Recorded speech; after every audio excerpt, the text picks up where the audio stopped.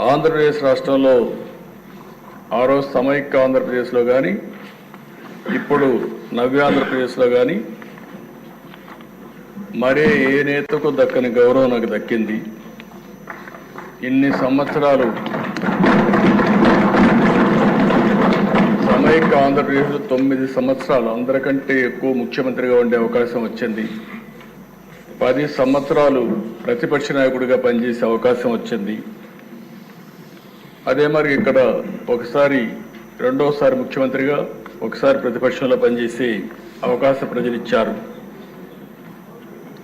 అదే ఇంకొక విధంగా దిశ